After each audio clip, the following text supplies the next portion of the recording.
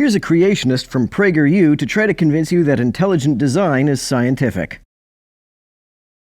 Chances are, if you've heard anything about intelligent design, you've heard that it's a faith-based, not a science-based idea. Or maybe you've even heard it's religion masquerading as science. Is that true? Yes, it was pretty conclusively demonstrated to be religion masquerading as science in the case of Kitzmiller v. Dover. Teaching creationism in public schools has been considered a violation of the First Amendment since Edwards v. Aguillard, and as a result, creationists tried to re-edit one of their textbooks to make it look like it was teaching a non-religious alternative view of evolution instead of creationism. This textbook was called Of Pandas and People, and an early edition referred to folks who believed in the ideas it promoted as creationists. But since the book had to hide the fact that it was promoting creationism, someone went through it and copied and pasted the term design proponents in all the spots where creationists were mentioned. In Kitzmiller v. Dover, the plaintiff presented the smoking gun showing this was the case. It was a passage in the book that referred to "see design proponentsists." Whoever was doing the copying and pasting got sloppy and didn't entirely delete the word creationists. The folks who published the book made the absurd claim that the word creationist didn't have religious connotations at the time that the original edition was written. However, not only are creationists religious, design proponents are as well. I've never heard of a design proponent who didn't believe that the designer is the God of the Bible. Well, why don't you decide?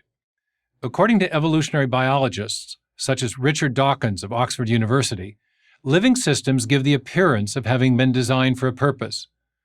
But that appearance is merely an illusion. Why? Well, according to Dawkins and his followers, wholly undirected processes such as natural selection and random mutations can produce the intricate design-like structures in living systems. Well, it's not just Dawkins and his followers. It's the consensus of the vast majority of biologists, and it's the simplest inference one can make based on the evidence. In their view, natural selection can mimic the powers of a designing intelligence without being guided or directed in any way. In contrast, the proponents of intelligent design argue that there are telltale features of living systems and the universe that are best explained by a designing intelligence. Why would a designing intelligence place so many inefficiencies into biological systems? Why would a designing intelligence create vestigial organs, or a laryngeal nerve that pointlessly wraps around the aorta, or trachea so close to the esophagus? Lots of biology looks much more like blind trial and error than design. So what telltale signs of intelligence are we talking about? There are many. But let's focus here on just one: the digital code stored in the DNA molecule. In 1953, James Watson and Francis Crick mapped out the structure of the DNA molecule. Along the interior of their famed double helix, they discovered a 4-character code at work. They soon realized that sequences of precisely positioned chemicals, called nucleotide bases, store and transmit the assembly instructions, the information, for building the crucial protein molecules that cells need to survive. No protein molecules, no life. Crick later proposed that the chemical constituents in DNA function like letters in a written language or digital symbols in a computer code. Just as well-functioning computer code depends upon precise sequences of zeros and ones, so too does the function of the DNA molecule depend upon the specific arrangement of chemical bases along the spine of the double helix. They don't actually need to be very specific. The vast majority of mutations are of no evolutionary consequence. That couldn't be the case if DNA sequences had to be very specific. Famed biotech specialist Leroy Hood describes the information stored in DNA as digital code. Even Richard Dawkins has acknowledged the machine code of the genes is uncannily computer-like. Creationists love to use the word code because it makes it sound as though there is a message intelligently and deliberately placed within DNA. In reality, biologists use the term code metaphorically, but apologists act as though there is no distinction between metaphor and reality. Argument from analogy is one of their favorite fallacies. But where did this information, this digital code, come from? Today, this question lies at the heart of a great scientific mystery: the mystery of the origin of life. Building a living cell requires many proteins, and building proteins requires genetic information in DNA or some other equivalent molecule. Yet to date, no theory of undirected chemical evolution can explain the origin of the digital information needed to build the first living cell from simpler, non-living chemicals. Not true. It is, in fact, explained by mutation and natural selection. Creationists would very much like you to believe that evolution has to start with the cell. It doesn't. Evolution starts with the first self-replicating molecules that existed before the first cell and work their way up to a cellular level of complexity. In other words, the problem of getting life from non-life. Why is this a problem? There is simply too much information in the cell to be explained by chance alone. No biologist who believes in evolution believes that the first cell came about by chance alone. Evolution begins before the first cell. Natural selection does not operate by mere chance, and it began well before the first cell developed. Do creationists think that the words random or chance simply mean not done by an intelligence? Do they think that any process, no matter how deterministic, is the same as chance just because there isn't a mind involved? If so, I think their terminology glosses over a pretty important distinction. The probability of generating a section of DNA code capable of building just one functional protein by chance is vanishingly small. The number of biologists who claim that such a strand of DNA developed by mere non-deterministic chance is vanishingly small. Even taking into account the multi-billion-year history of the universe.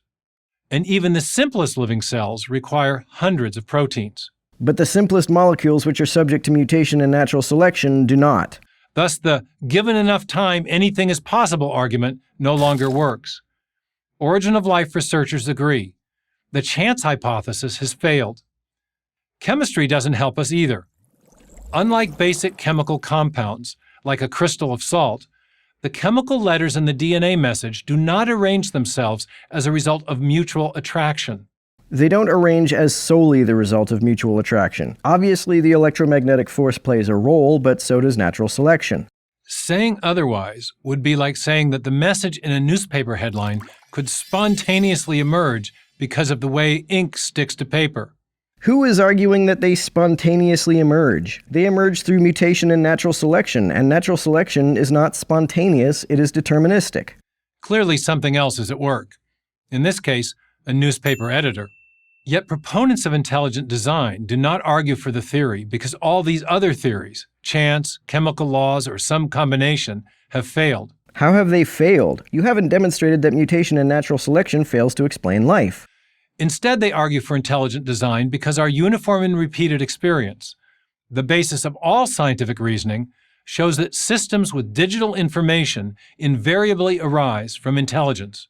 First of all, digital means information made out of 2 digits, ones and zeros. DNA, being made out of 4 nucleotides, is therefore not digital in that sense. Secondly, I see a subtle shifting of the goalpost here. It used to be the case that creationists argued that information per se must always be created by intelligence. This is obviously a misunderstanding of what information is, because if a rock falls into some mud, the shape of the indentation it makes contains information about the shape of the rock. Clearly, there's no intelligence involved in that. Apologists seem to have abandoned that argument for the more specific claim that digital information must be created by intelligence.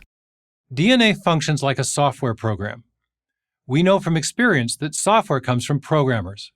Yes, but we don't know from experience that things which are like software must come from programmers. This is another example of the creationists' favorite fallacy, the argument from analogy. We know that information, whether inscribed in hieroglyphics, written in a book, or encoded in a radio signal, always arises from an intelligent source. In all of those examples it does, but those aren't the only examples of information being created. There are many times when information is created without intelligence. As I said before, a rock falling into some mud creates information. What intelligence is involved in that? So the discovery of information at the foundation of life in even the simplest living cells provides strong grounds for inferring that a designing intelligence played a role in the origin of life. It creates no stronger grounds for inferring intelligence than the fact that the indentation a rock leaves in some mud contains information about the shape of that rock is grounds for inferring that intelligence must be responsible for shaping that indentation. So contrary to what you may have heard, intelligent design is not based on religion. I'll believe that when you produce a C-design proponentist who does not believe that the inferred designer is God. So far, I've never seen such a person. But on scientific discoveries. It is also based on the same method of scientific reasoning that Charles Darwin used, a method that relies on our uniform experience of cause and effect to guide our theories about what happened in the past. If that were the case, you wouldn't make the inference that information must come from a conscious mind. Not only is that baseless, it is contradicted every time we see information result from entirely natural events.